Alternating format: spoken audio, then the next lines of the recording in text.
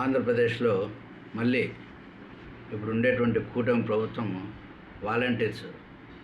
వాలంటీర్స్ను మళ్ళీ పునరుద్ధరించే కార్యక్రమంలో దాని పేరు అభయహస్తం అనే పేరుతో ప్రస్తుతం ఉండేటువంటి గవర్నమెంట్ కీలక నిర్ణయం అనేది తీసుకున్నట్లు సమాచారం. అయితే అప్పుడు ఎలక్షన్ అప్పుడు వాలంటీర్స్కు ఒక్కొరికి 10,000 ఇస్తామని చెప్పారు.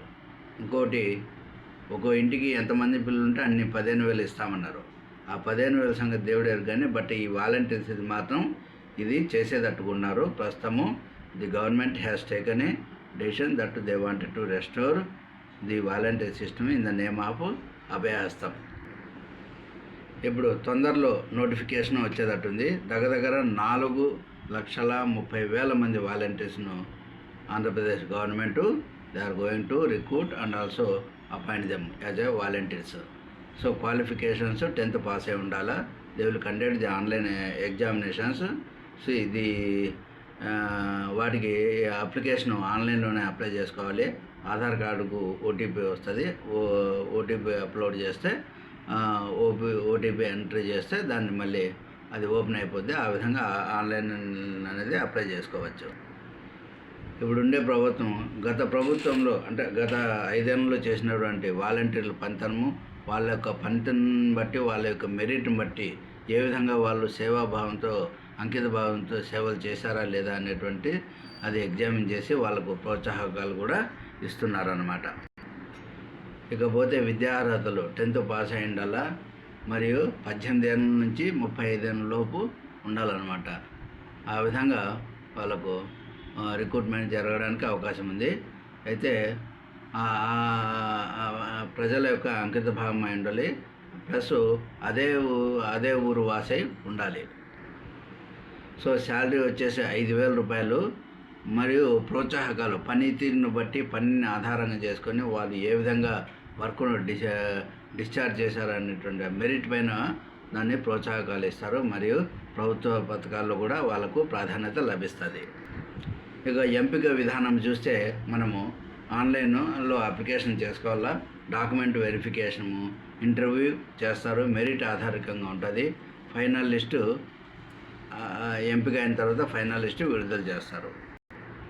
ఇకపోతే దరఖాస్తు ప్రక్రియ ఎలా ఉంటుందంటే ఇప్పుడు మీకు ఆన్లైన్ వెబ్సైట్లో అప్లై ఫర్ వాలంటీర్స్ అని ఉంటుంది. దాన్ని ఆధార్ నుంచి ఓటీపీ వస్తుంది.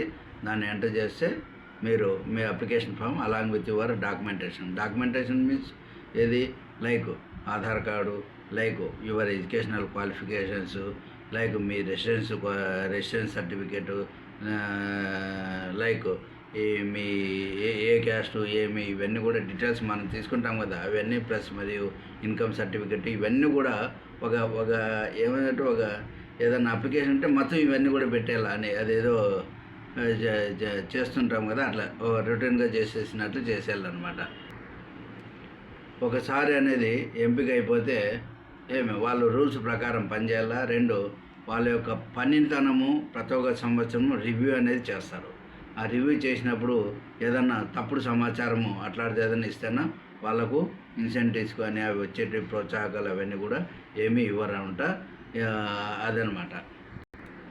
ఇకపోతే ఈ వాలంటీర్ సిస్టమ్ అభయహస్తం అనేటువంటి పథకం కిందకి తెస్తున్నారు. దాని పేరు అభయహస్తం. అంటే ఈ అభయహస్తం కింద వాలంటీర్స్ పనిచేయాలంట. దీంట్లో నిజాయితీ పనిచేసిన వాళ్ళకు వాలంటీర్గా గుర్తింపు. 2 ప్రజలకు నేరుగా సహాయము అందే విధానము, ప్రతి సమస్యకు పరిష్కారము, ప్రజలతో ప్రభుత్వానికి సన్నిహిత సంబంధం, ఇవన్నీ కూడా ఈ వాలంటీర్ ఇవన్నీ కూడా చేయాల్సి ఉంటుంది. చేస్తే తద్వారా వాళ్ళకు వచ్చేటువంటి బెనిఫిట్స్ ఇవే కాకుండా ఇంకా ఫ్యూచర్లో కూడా ఒక సర్టిఫికేట్ అనేది గవర్నమెంట్ ఉంటే దానికి చాలా విలువ ఉంటుంది. అలానేం కాదు, మీకు ఫ్యూచర్లో కూడా రేపొద్దునే ఇంకొక 5-10 ఏళ్ళతో రిక్రూట్మెంట్లు కూడా వాలంటీర్స్కు వాళ్ళ షేర్ రావడానికి కూడా అవకాశం ఉంది. కాకపోతే అదంటే తొందరలో నోటిఫికేషన్ వస్తుంది.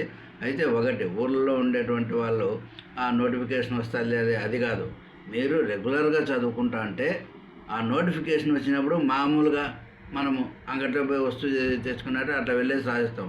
ఇప్పుడు ఏమవుతుందంటే నోటిఫికేషన్ వచ్చిన తర్వాత చాలామంది మొదలు పెడతారు. దాని నుంచి ఏమవుతుంది, ఏం రాదు వాళ్ళకు. ఎందుకంటే వాళ్ళు మొత్తం అంతా సిలబస్ కానీ దాని రిక్వైర్మెంట్ కానీ అన్నీ రివైజ్ చేసుకోలేక గుర్తుపెట్టుకోలేక ఇవన్నీ గురించి చేస్తారు. కాబట్టి ఎగ్జామినేషన్స్కి ప్రిపేర్ అవ్వాల్సినటువంటి అవసరం ఉంది. ఈ ఎగ్జామినేషన్ రెగ్యులర్గా ఈవెన్ రేపు ఈ నోటిఫికేషన్ మీరు ఇది ఒక అలవాటుగా పెట్టుకుంటే ఫ్యూచర్లో వచ్చే నోటిఫికేషన్స్ కూడా యూజ్ చేసుకోవచ్చు అన్నమాట.